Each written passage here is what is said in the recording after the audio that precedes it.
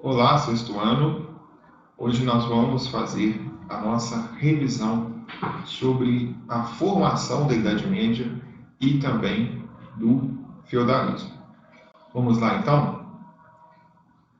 Nós falamos sobre a formação do feudalismo, né? Portanto, da Idade Média, que é o período que se estendeu do século V, com a queda do Império Romano, até o século XV, com o início do Renascimento, da Idade Moderna, enfim. Mas, retornando um pouco, né, sobre a origem da Idade Média, do feudalismo, nós falamos sobre os francos. Os francos também, né, eram chamados aí, povos bárbaros, né, inicialmente pelos romanos, né, que eram aqueles que não eram romanos. Começaram com a dinastia merovingia, né, de Clovis, e depois o seu ápice ali através da dinastia carolíngia, né, tendo o seu principal líder Carlos Magno, ok? Entretanto, com a morte de Carlos Magno, ocorreu a divisão do Reino Franco entre os seus netos, porque o seu filho também havia falecido e começou a ocorrer divergências entre os netos de Carlos Magno e a Igreja Católica para resolver essas questões, decidiu então dividir praticamente a Europa, né, ocidental, as terras que pertenciam aos francos, aos netos de Carlos Magno, Carlos Calvo, Otávio e Luís o Germânico. Este foi o Tratado de Verdun, né, que foi um acordo celebrado então entre esses descendentes aí de Carlos Magno. Nesse contexto, nós tivemos um aspecto político bem característico da Idade Média, que é a fragmentação política, um poder descentralizado. Nesse contexto, a Igreja Católica ela não dividiu suas terras. Quem dividiu as terras foram os francos. Então, a gente tem a Igreja Católica sendo uma instituição poderosíssima, tanto no aspecto cultural, religioso, mas também no aspecto econômico, né? Porque era uma grande detentora de terras, ok?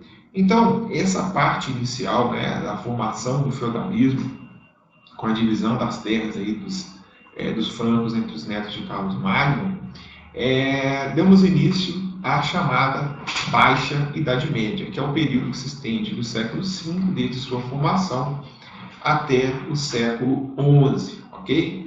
Nesse período da Baixa Idade Média, a sociedade feudal era essencialmente agrária, né? Isso é uma característica, né, dentro do feudalismo. As pessoas saíram do centro, né, saíram de Roma, porque estava perigoso por causa das invasões bárbaras, e foram morar nos campos, né, nas regiões agrícolas, nas regiões mais afastadas, onde tinham os castelos, né, que eram construídos e protegidos pelas muralhas, ok? E nós tínhamos dentro dessa sociedade o rei, né, e sua família, que representava a nobreza, a Igreja Católica, né, e abaixo os servos. Escravos não era uma característica, não era a mão de obra utilizada dentro do feudo, mas sim a servidão, tá? A mão de obra servil.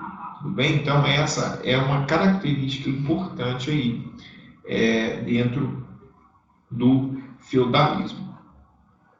Então, essa imagem, né, ilustra bem o que era essa sociedade feudal. Né? Você tinha um senhor feudal, que era o rei, né, de um determinado feudo, a Igreja Católica, que representava, era uma grande detentora de terra, exercia um poder político, econômico, cultural dentro da Igreja Católica. Eu falei com vocês nas aulas anteriores que a Igreja Católica era quem tinha que dar todas as respostas.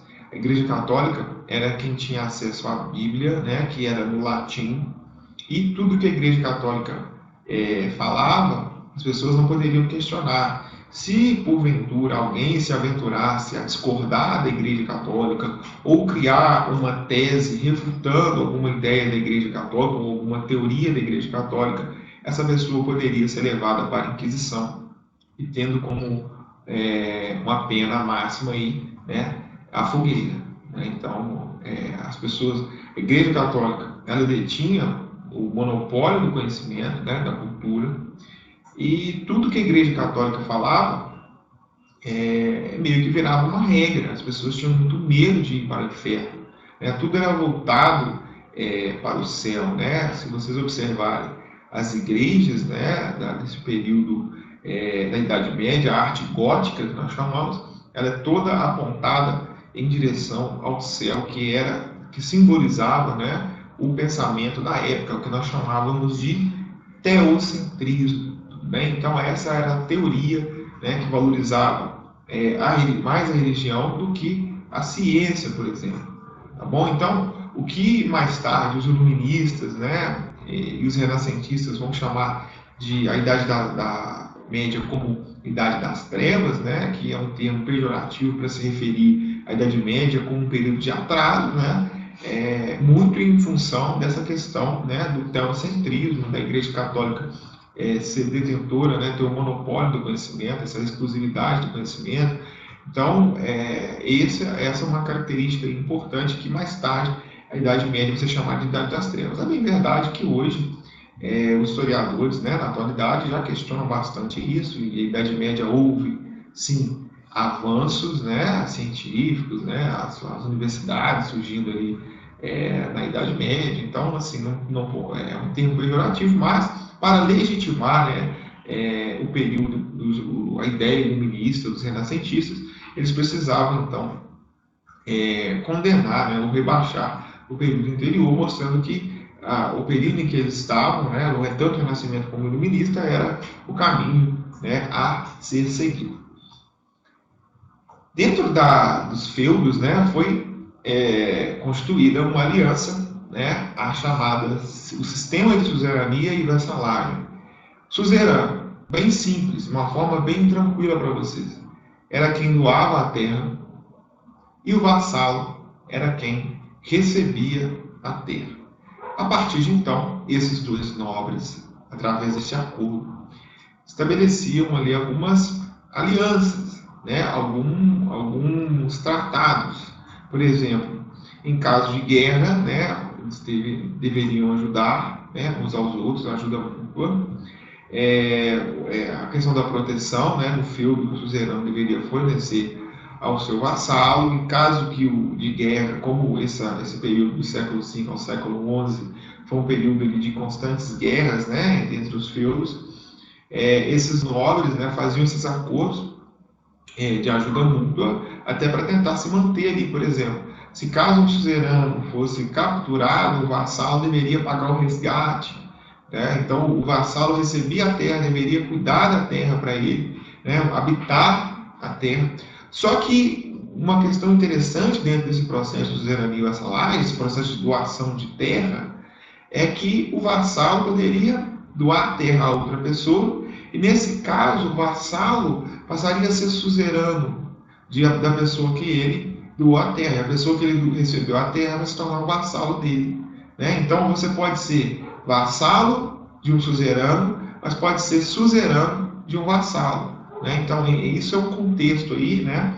Uma característica principal do sistema de suzerania e também de vassalagem, que é um processo de alianças através da doação de terra, né, entre nobres, que a partir de então teriam que sempre ajudar um ao outro em caso de guerra, fornecendo proteção, né, e também ao mesmo tempo pagando o resgate aí, né, caso um suzerano tivesse sido capturado, né, como eu acabei de falar para vocês aqui. Então, é interessante, então, pessoal, sempre guardar isso, né, anotar, caso tenha alguma dúvida, né, é que, quando nos referimos à Idade Média, estamos falando de um período de tempo que começou no século V, com a queda do Império Romano do Ocidente, né, o marco ali é 476,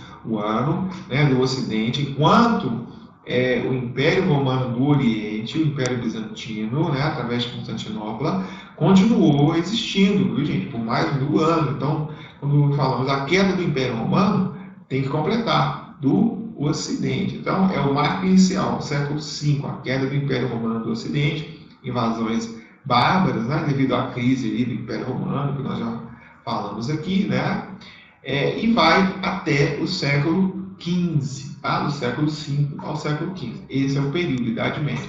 Agora, o feudalismo é o sistema econômico e político da Idade Média.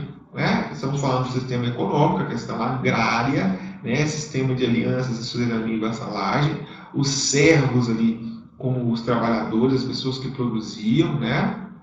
Que teriam que pagar seus impostos, como talha, corveia, banalidades, né, a mão morta, né, dentre outros aí, né, o servo estava preso a essa situação de impostos, ele jamais conseguiria quitar essa dívida com o senhor feudal, então a forma era uma forma de sobrevivência, né, de poder habitar dentro de um feudo, ele deveria praticamente ali, né, doar a sua produção, né, e ele ficaria com uma parte onde ele poderia se alimentar juntamente ali com a sua família, tá bom? Então essa era a condição servil.